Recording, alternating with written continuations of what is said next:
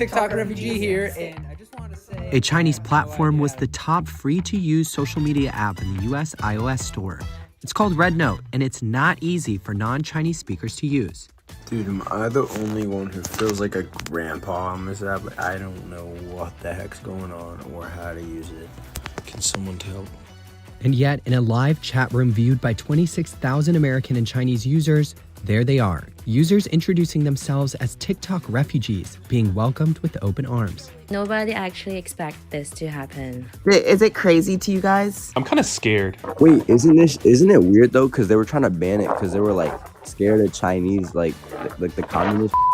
And then we just come to a Chinese app. The best thing that could have ever happened. Is everyone just coming over from America? Yeah.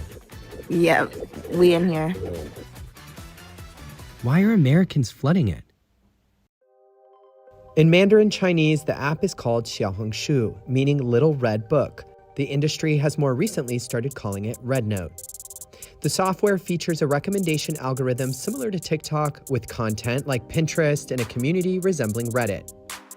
It's also one of the biggest social media platforms in China, with an estimated 300 million monthly active users, mostly young, highly educated women, according to Chinese social media data provider Tiangua.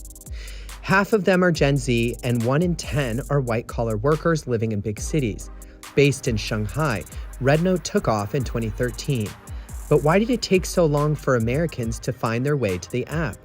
Unlike TikTok, RedNote is designed and developed for Chinese users. It's in a completely different language, in a completely different country, with completely different rules. I also downloaded RedNote. I obviously used the translation, Google Translation, to create that account. But it didn't take a long time. It was very simple. It took a few minutes. But again, if you don't have an English version, going back and forth between Google Translate is going to be very frustrating in the long term. Despite such barriers, the tide has clearly turned, with over 700,000 new users downloading the app between January 13th and January 15th, 2025. Although the migration to RedNote seemingly happened overnight, it has been a long time coming. That TikTok, poses a problem and an issue. And so we have concerns about that as it relates to Americans' data, collecting Americans' data, and the potential national security risk. And we've been very, very clear on that.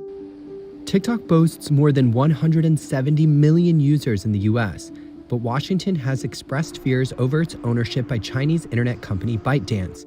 The U.S. House of Representatives overwhelmingly passed a bill in 2024 to force the app to divest from its Chinese owner or face a ban in the country.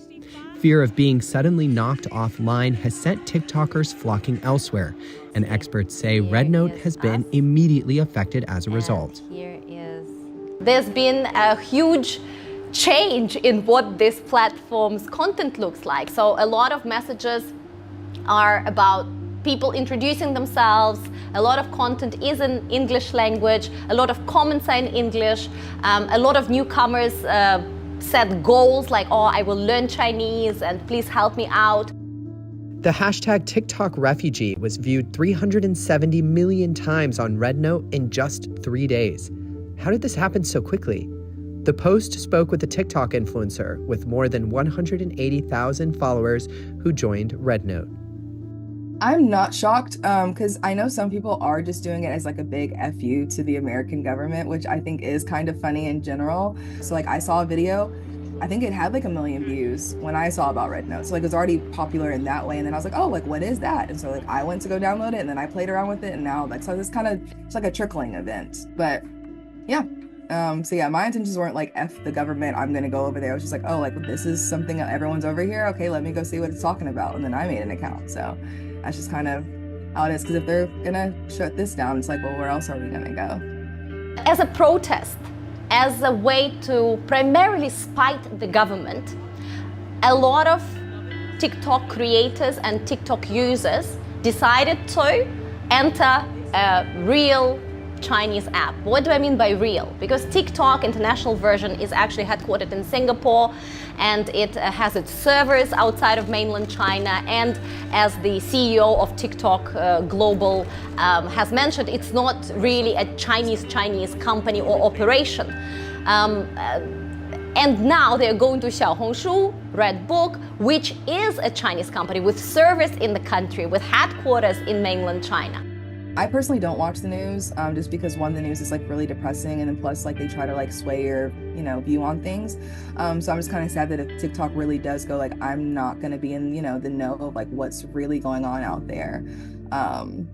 So I do support the protest because I was like, it's really pretty much taking away free speech in my opinion, because TikTok is really the only app where you can just kind of do and say anything. Ironically, Americans moving to RedNote will face the same kind of censorship Chinese users face in their home country, behind what is called the Great Firewall. But at the same time, the migration has created a rare opportunity for people in the two countries to learn more about each other. No more Panda Express. Yeah, no more Panda Express is good. Everybody keeps saying that. No, it's not. Oh my God. That is not real Chinese food.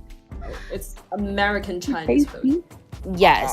So it's pretty imagine good like too. Taco Bells. If you tell like a Mexican, like, oh, this is a real taco. No. Oh. Yeah, You got it right. Now you got it right. It's like orange chicken. We don't eat that. There's a lot of cultural exchange going on. So last night I was doom scrolling on Red, and there were 3 or 4 accounts where people were basically saying, ask me anything about America. I'm just a blue collar worker sitting here in Colorado. I will tell you anything and everything. So real Chinese people speak with real American people directly, without VPNs, without media curation, but they actually have an opportunity, probably for the first time in a long time, to interact directly.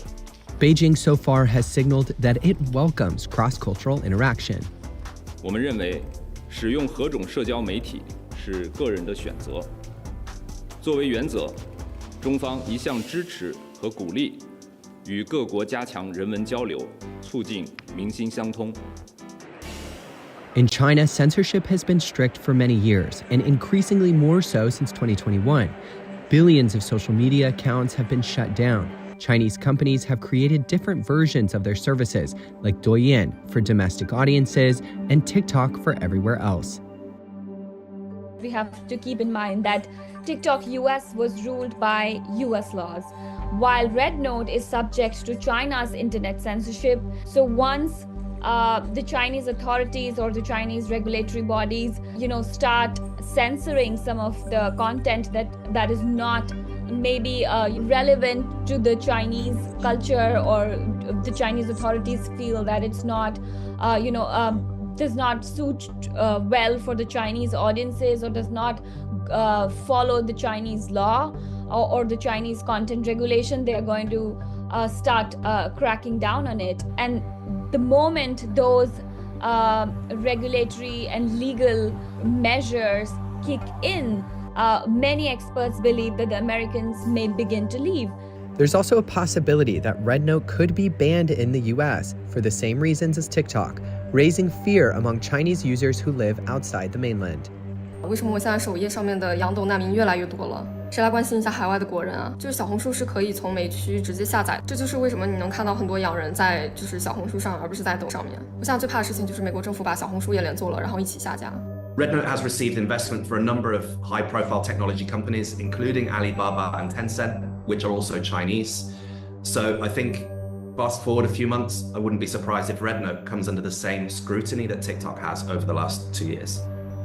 But some experts say that move is unlikely.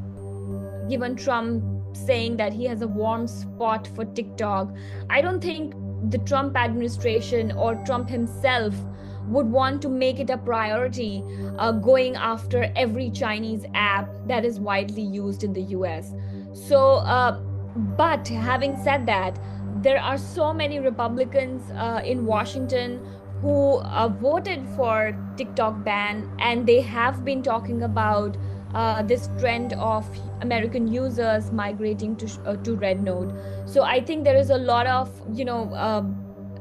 sudden shock at what is happening right now. It's very unlikely that there will be a ban on RedNote, given there are so many stages to banning anything in the US, and it's still unclear if the law that bans TikTok also applies to other apps like RedNote, which are not owned by ByteDance.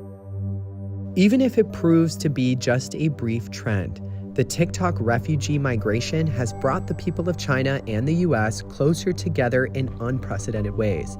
And those connections could remain intact regardless of which social media platform they end up using.